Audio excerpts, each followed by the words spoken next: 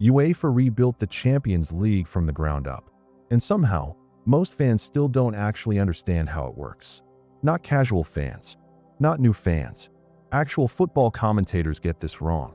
On live television, in front of millions of people. So let's fix that properly, once and for all. Here's the first thing people get wrong. Most fans assume this format is just a bigger version of the old one. In theory, more teams should mean roughly the same system, just stretched out. In practice, UEFA didn't stretch the old format. They replaced it entirely with something that has no direct comparison anywhere else in football. This sounds simple. It is not. The old system was easy to explain. 32 teams, 8 small groups, everyone plays 6 games. Finish in the top 2, you're through. Finish third, you get a consolation competition. Finish fourth, you go home. Clean and predictable. But predictable came with a cost. Big clubs regularly destroyed small ones by 3 or 4 goals, in front of half-empty stadiums. And by the final group game, most spots were already decided. Nothing left to play for. UEFA had a name for this internally. A dead rubber. And dead rubbers don't sell broadcast rights. Here's where it gets interesting. The replacement format ditches groups completely. All 36 teams now sit in one single giant table.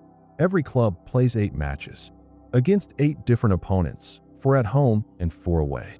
And here's the detail that trips almost everyone up. No 2 clubs play the exact same schedule. Teams are split into 4 ranked pots based on recent European form, and each club is handed 2 opponents from each pot. That means every club is guaranteed to face 2 genuine European heavyweights. No exceptions, while also getting 2 matches against clubs from the smaller pot. Every single team gets a custom season, built by design. So nobody's schedule is identical to anyone else's. Whether you like it or not, once those 8 games are finished, the table decides everything, and it splits into 3 very different fates. Finish in the top 8, you're through immediately, no games required, done. Finish 9th through 24th.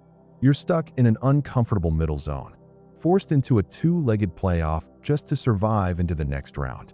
Finish 25th or lower, and the European campaign simply ends there. No safety net, no consolation competition anymore. That soft landing that used to exist for third-place teams is completely gone. There is also a moment in this format that genuinely doesn't exist anywhere else in football, and it happens on the very last night of the group phase.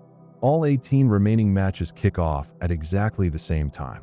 One table, 18 games, 36 clubs, all moving simultaneously. A late goal in one country can instantly eliminate a club in a completely different country, in a match that club isn't even playing in. It is chaos by design, and it might be the single most entertaining 90 minutes UEFA has ever accidentally created. And here is what makes this worth understanding properly. Beyond just knowing the rules, UEFA will tell you this change happened for competitive balance. More meaningful matches, fewer wasted nights. That part is genuinely true. But the other reason is simpler, and UEFA has never really hidden it. 36 teams playing 8 matches is significantly more football than 32 teams playing 6. More matches means more broadcast windows, which means more revenue.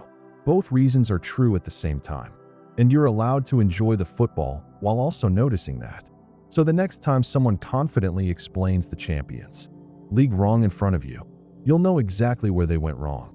36 teams, 1 table, a custom schedule for every club, and 1 night at the end, where an entire tournament can shift in minutes without a ball being kicked in your own match. If breakdowns like this make the sport actually make sense, subscribe, because understanding the rules properly is the difference between watching football and just watching a scoreline. You're welcome.